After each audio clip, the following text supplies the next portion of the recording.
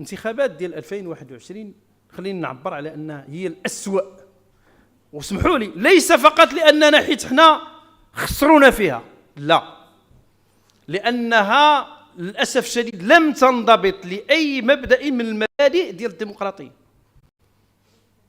لم تنضبط لاي مبدا من المبادئ اللي حنا درناها في الدستور،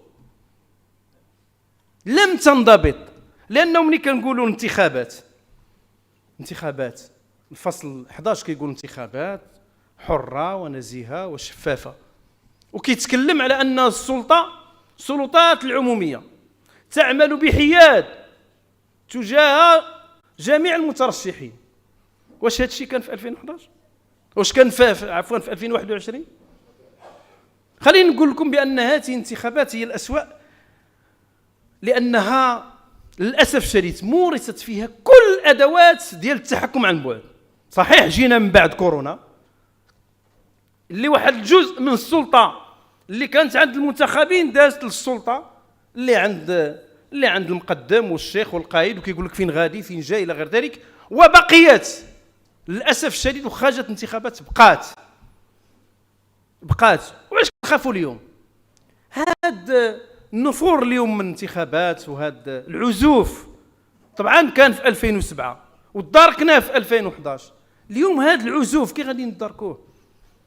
وحنا للاسف الشديد اليوم كان السلطه ديال الانتخابات والناس اللي كيشرفوا على الانتخابات. انا 4 الحوايج غنتكلم عليهم في الانتخابات.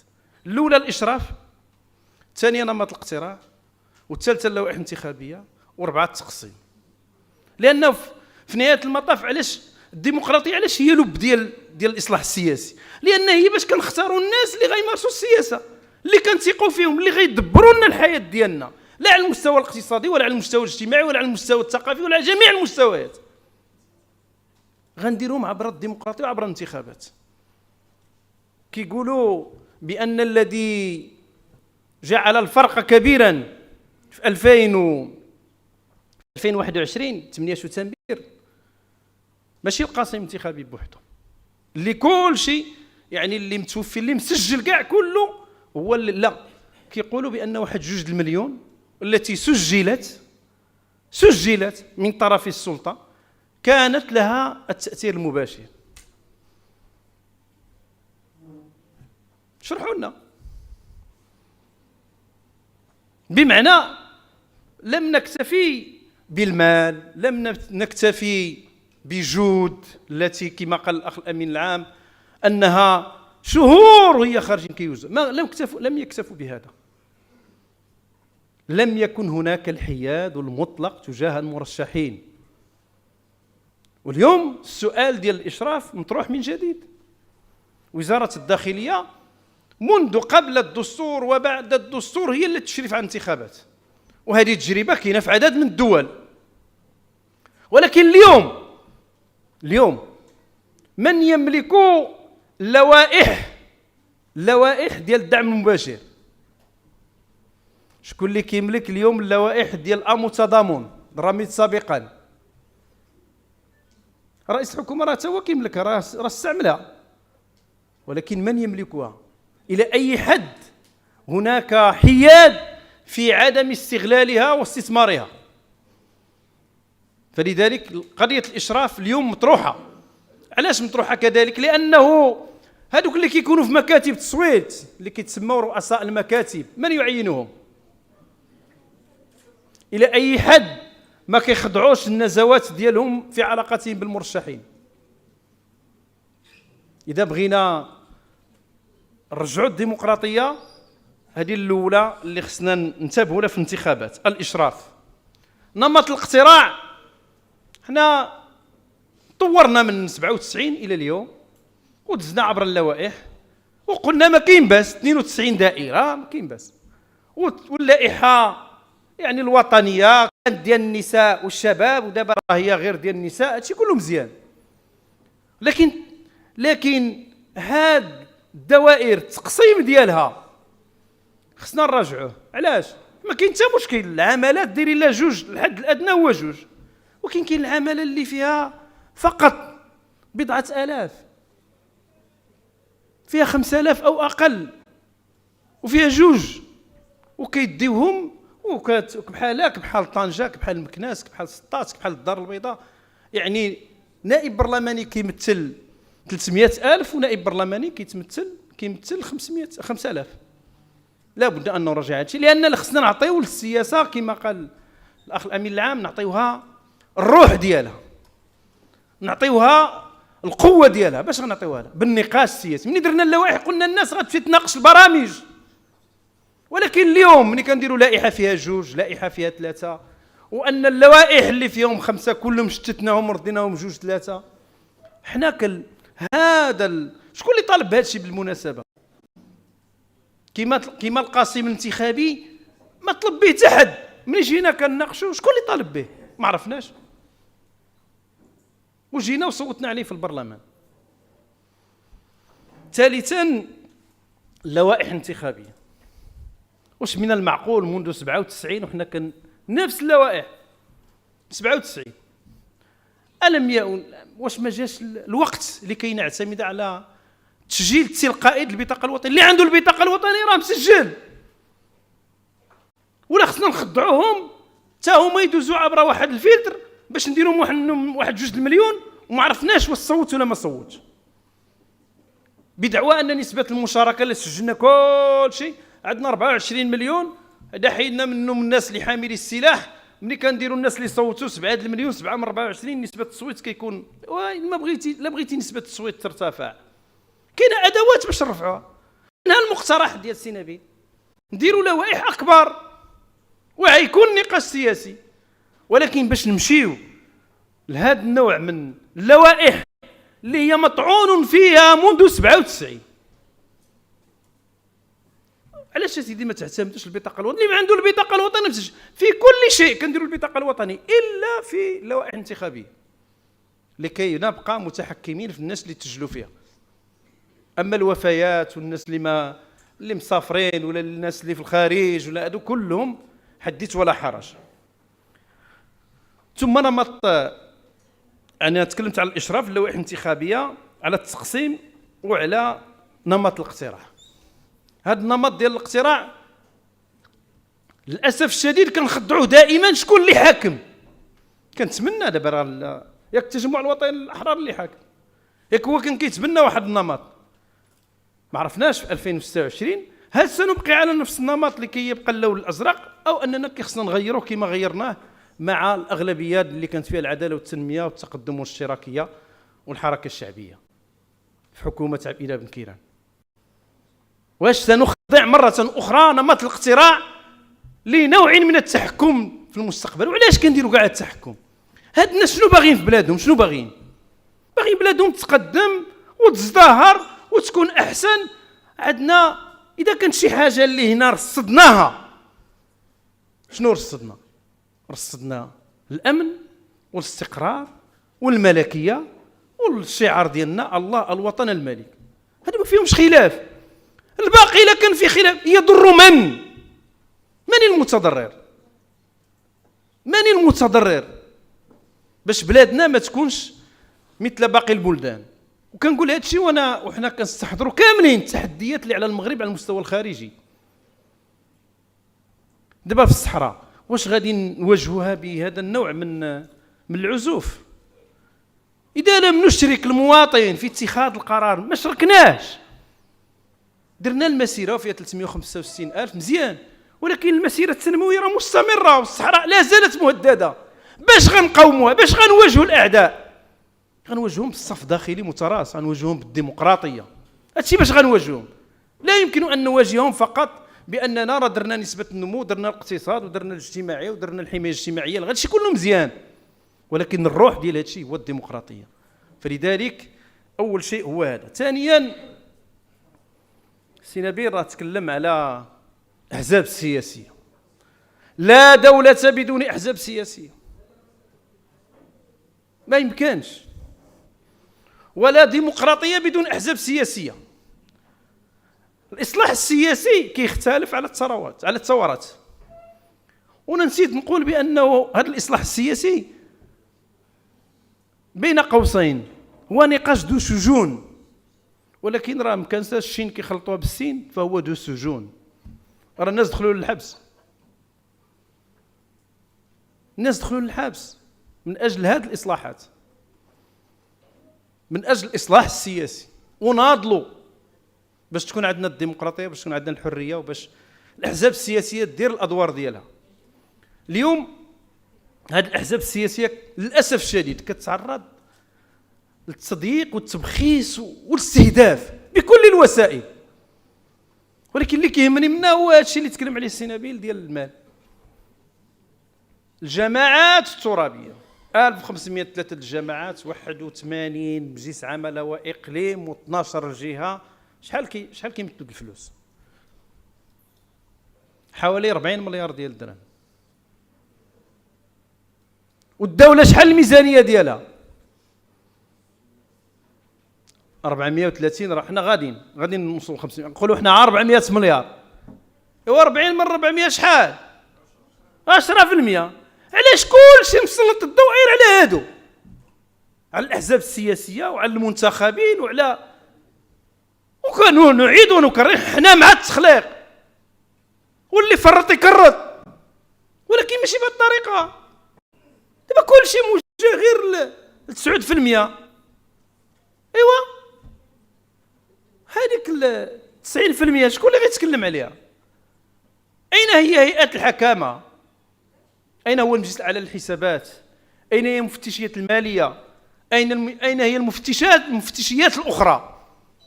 هادو اللي كيدبروا السياسه موجهين لهم كل الادوات ومزيان باش اللي صافي يدخل. ولكن حذاري باننا حنا كنفروا الناس ببعض المفسدين وكنقولوا لهم السياسيين كلهم كيف، وهذا خطير جدا على بلادنا. لان في نهايه المطاف ملي كل شيء كيبعد كاين العزوف العادي تلقائي للناس، ما كتشوفش المنتخبين، ما كتشوفش الممثلين ديالها، ما كاينش ديمقراطيه، ولكن كندفعوهم اكثر، كنقولوا لهم اودي لا حتى هادو اللي كاينين حتى هما فاسدين. اللي فرط يكرط. ولكن حذاري باننا ان نقتل الاحزاب السياسيه وان نقتل دور ديال الاحزاب السياسيه، وعلى راسها الاستقلاليه. الاستقلاليه راه هي بالنسبه الينا ما يمكنش يكون حزب قوي بدون راي وموقف وقرار مستقل. لان في نهايه المطاف كتجي تقول لي انا اي حاجه نعطي الراي ديالي فيها.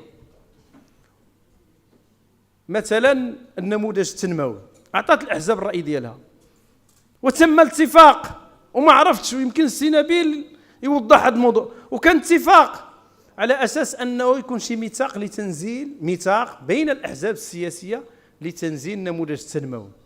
علاش ما دارش هذا الميثاق؟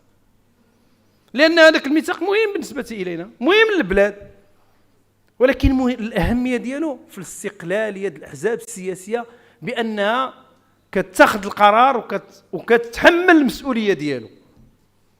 لكن للاسف الشديد ما درناش. النقطه الثالثه وهو الاصلاح السياسي ومكافحه الفساد. مزيان، عندنا هيئه الحكامه، عندنا المجلس الاعلى للحسابات، عندنا القضاء، عندنا هيئات كثيره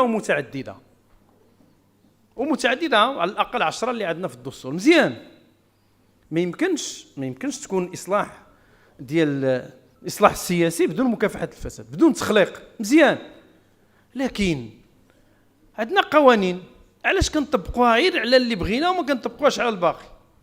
تضارب المصالح واللي كنعرفوه جميعا وممنوع طبقا للدستور، الفصل 30 كيقول ممنوع.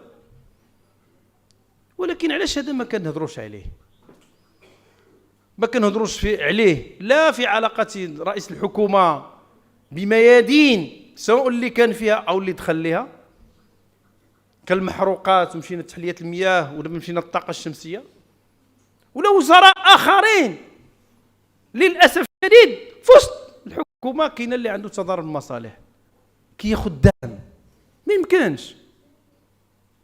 كيفاش بغيتي هذا المواطن يثيق في السياسه ويثيق في هذه الحكومه وهي غارقه في الفساد وغارقه في تضارب المصالح، ما يمكنش. فلذلك ما يمكنش يكون هناك إصلاح سياسي وحنا عندنا تضارب مصالح، وعندنا أخطر من ذلك هو المحسوبية والزبونية. ماشي أخطر، هي الأصغر.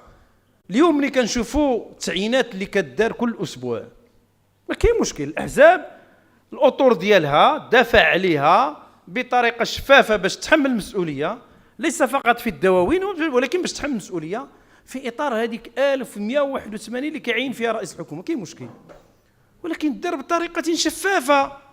علاش كنديروا حنايا غير اللي للأسف الشديد كنغيروا المعايير باش نعطيها لفلان ولا فلانة.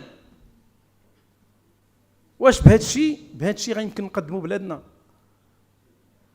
أنا الدواوي ما كنهضرش عليها، ولكن مسؤوليات اليوم للأسف الشديد كتعطى حيت إما باللون الأزرق أو بلون آخر للأسف الشديد، وهذا خطر على بلادنا. لأنه في نهاية المطاف هذاك ملي كيمشي يخدم المصالح ديالو راه كيهدم مصالح ديال وحدين اخرين. وانا ما نتكلمش على اللي واحد الامين العام تكلم على الاستبداد والتحكم في خلاف داخلي، وتكلم حنا اللي خصنا نتكلموا على الاستبداد والتحكم. من يولي هو تا هو كيتكلم عليه داخل الحزب ديالو يقول لك كاين هناك تحكم واستبداد من طرف القيادة. خليفة على الله. جانب اللي غنسلط عليه الضوء هو الأخير. مزيان تكون عندنا الديمقراطية نديروها، الأحزاب السياسية تقوم بالدور ديالها، نكافحوا الفساد، هذو هما المداخل ديال الإصلاح. ولكن هذا الشيء كذلك كاينه عنده واحد المادة هي التي تقويه، هي السمة ديالو. صحيح بعناوين أخرى هي الحرية وإلى غير ذلك، ولكن هو الإعلام والصحافة. الإعلام والصحافة فين هو اليوم؟ واش كاين نقاش سياسي في الإعلام؟ قولوا لي شي برنامج فيه النقاش السياسي. أنا ما نعلقش على نقطة إلى السطر لأن ربما هو الوحيد. ما كاينش نقاش سياسي، ما كاينش إعلام عمومي اللي كيناقش السياسة، اللي كيناقش المواضيع، أي موضوع كما بغى يكون. وبالتالي احنا كنخافوا على حرية التعبير. هادو جاو داروا لجنة في الصحافة إلى غير ذلك، هذا نوع آخر من التحكم. ولكن في الإعلام ما يمكنش تكون هناك إصلاح سياسي. والإعلام ديالنا للأسف الشديد واحد الجزء منه تشرى ما كيتكلمش على، ما يمكنش يتكلم في المواضيع لا ساخنة ولا باردة. ما يمكنش يتكلم عن انتخابات، ما يمكنش يتكلم على قضايا اللي كتهم المجتمع، ما كيمكنش يتكلم. اليوم 5 ديال القضايا قولوا لي واش هذا الإعلام تكلم فيهم؟ اللي تكلم بحشمة. ملي كان عندنا أزمة ديال التعليم، لا فيما يتعلق ب 30 سنة للأسف الشديد اللي هي غير دستورية واللي جابتها هذه الحكومة كبدعة، تعليم 30 سنة والاستثناء عطاته على 49 عام. نفس رئيس الحكومة، هذا التعليم 31 ممنوع، واحد آخر عنده 49 تعطى له الاستثناء. فهموا شي كاع ما كيتناقش. أزمة ديال التعليم 3 أشهر، وفين هو النقاش السياسي حول هذا الموضوع؟ ما كانش. علاش ما كانش؟ ما بغاوهش يكون، باش في الاخر كيبان بانه راه كاين واحد الجهه حلت المشكل وانتهى الموضوع. لا، ماشي هذا هو، ماشي هذه السياسه. السياسه ملي يكون مشكل تحمل المسؤوليه، توضحه ويكون نقاش سياسي حول الموضوع باش كنقول لك خطاتي ولا ما خطاتيش السي اخنوش، السي عزيز، رئيس الحكومه، باش كنقول لك واش خطاتي ولا ما خطاتيش فاش عطيتي 45 مليار ديال الدرهم. الله يزيدهم هادو رجال ونساء التعليم كيستحقوا اكثر. وما كيستحقوش فقط 1500 درهم. وحنا وضحناها بالملموس، لانه ملي كناخذوا التضخم اللي كان في 2022 اللي هو 8%، وكناخذوا التضخم ديال 2023 اللي هو 6%، وكناخذوا التضخم اللي حنا عايشينه اليوم اللي كيقولوا غيهبطوا ل3، اش كنلقاو؟ الزياده بسبب التضخم. ملي كناخذوا الحد المعدل ديال الاجر ديال الموظف العمومي كنزيدوا له التضخم، كنجبروا تزادت عليه 1552 درهم بسبب التضخم. انت زدتي 1500 وكتقول بانه هذا غير مسبوق، هذا حقه.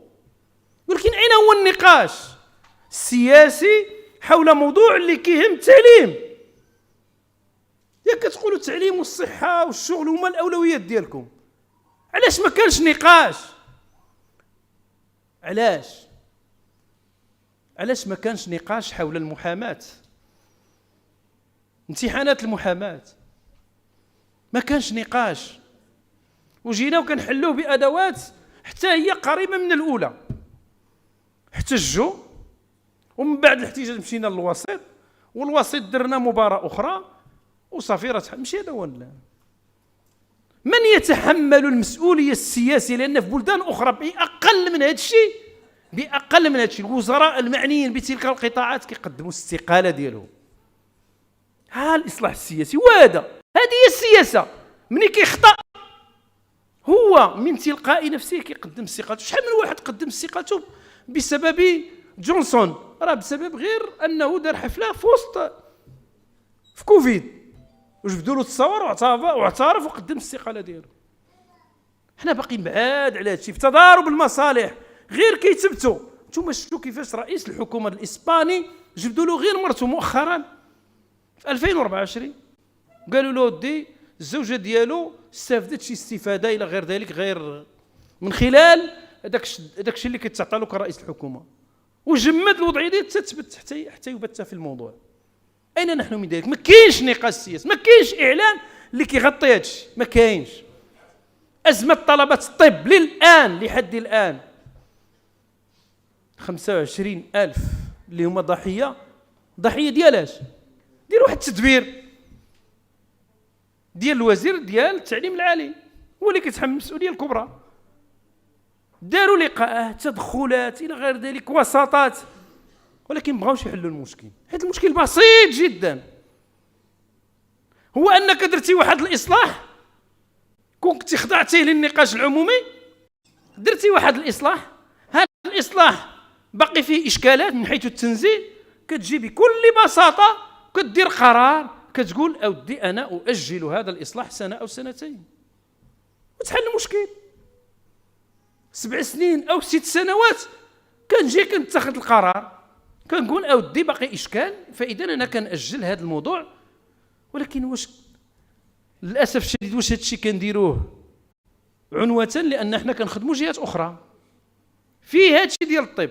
وقلتها واكررها، بغاو ولا ما بغاوش الاخوان ديال القطاع الخاص، لان هذه الاضرابات لا في قطاع الصحه ولا هذا الشيء ديال طلبه الطب حنا كنوجهوا كنقتلوا العمومي، سواء المستشفى العمومي كما قتلنا المدرسه العموميه وكنتوجهوا بها نحو ما كاين مشكل. القطاع الخاص يربح مزيان، يخدم مزيان، يوازي مزيان، ولكن ما معنى انه اليوم بهذه السنه عندنا 4000 طالب اللي مشى للقطاع الخاص وعندنا 6000 طالب اللي غيبقاو في القطاع العمومي كاطباء طلبات الطب.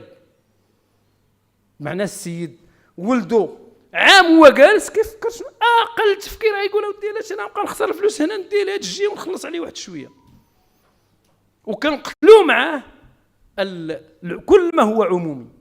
فاذا الاعلام دوره مهم جدا في النقاش السياسي في الاصلاح السياسي، لكن للاسف الشديد حتى احنا قتلناه. لابد ان نشيد مبادره ديال العفو لدرجه الملك لعدد من الصحفيين. ولكن واش دائما كيخصنا ندخلوا لواحد النفاق وعاوتاني نخرجوا منه بمبادره ديال جلاله الملك؟ ما نخليوش شويش ديال ما نخليوش الحريه المسؤوله طبعا اللي خطا كيودي. أحد المدونين أو أحد الصحفيين الآن متابع باش بالقانون الجنائي. هذا الشيء هذا راك يعود إلى دجنبر وإلى نوفمبر 2023. قانون الصحافة عنده 6 شهور. مني فات 6 شهور فعاود ما تكونش المتابعة، لا مشينا كنديروا المتابعة بالقانون الجنائي اللي ما فيهش 6 شهور، وكلها كتتعلق بالتصريحات. علاش مشينا من القانون ديال الصحافة للقانون الجنائي باش هو عاوتاني نحكموا عليه، عاوتاني ندوزوا واحد المدة، عاوتاني نطالبوا، عاوتاني تنوض الحركات الحقوقية باش تطالب بالإفراج عليه. علاش حنا ندخلوا في هذا الشيء؟ علاش؟ السيد قال واحد الكلام صرح، كيكون نقاش عمومي كنجاوبوه. حنا ما بقيناش كنديروا النقاش، ولينا كنتوجهوا الناس بهذه الممارسات للأسف الشديد. واللي كتجمع هذا الشيء كله هو القضاء ديالنا لحد الساعة.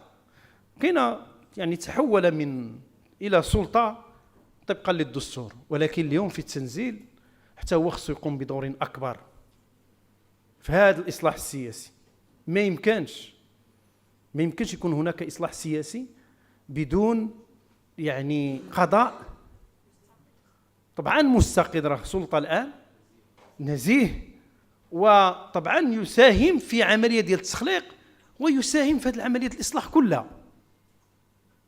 وأختم لأقول بأنه نحن في حاجة اليوم إلى إصلاح هذه الجوانب الخمسة صحيح، ولكن نحن في حاجة إلى عرض سياسي جديد تتزعمه الأحزاب السياسية الديمقراطية لمواصلة الإصلاح. دارت مذكرات في التسعينات. واش اليوم نحن في حاجة إلى مذكرة، أو في حاجة إلى مراجعة الدستور، أو في حاجة إلى إصلاحات أقل أو أكثر أو أعمق أو أقل؟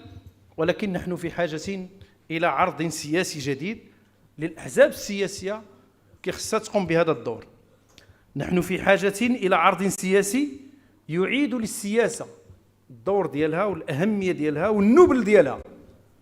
ماشي كل سياسي فهو فاسد، كل سياسي كي خصنا نتابعوه، كل سياسي خصنا نحيدوا له الصلاحيات، كل سياسي كي خصنا نديروه في واحد الخانة ديال الممنوع من المسؤوليات، ممنوع من تقلد عدد من المناصب.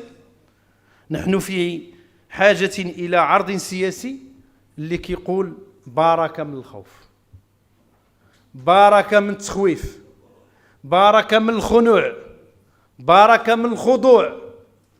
نحن في حاجة إلى عرض سياسي كيحمي السياسي، ماشي كيخوفه، كيحمي السياسي. نحن في حاجة إلى عرض سياسي يبدأ بالدعوة إلى ميثاق وطني بين جميع الفاعلين والقوى من أجل التنزيل الديمقراطي للدستور. الدستور ها هو، لكن نحن اليوم في أمس الحاجة باش هذه الأحزاب السياسية دير واحد الميثاق، واللي طبعا احنا دابا كنتكلموا على الميثاق، فيما تسمعوا الميثاق كيمشيو كيقول لك باش نديروه من أجل ما يكونش الفساد والتخليق إلى غير ذلك. لا، نحن في حاجة إلى ميثاق وطني بين جميع الفاعلين والقوى السياسية من أجل التنزيل الديمقراطي للدستور. والسلام عليكم ورحمة الله تعالى وبركاته. شكرا. قناة بالمقلوب وكل شيء بالمقلوب.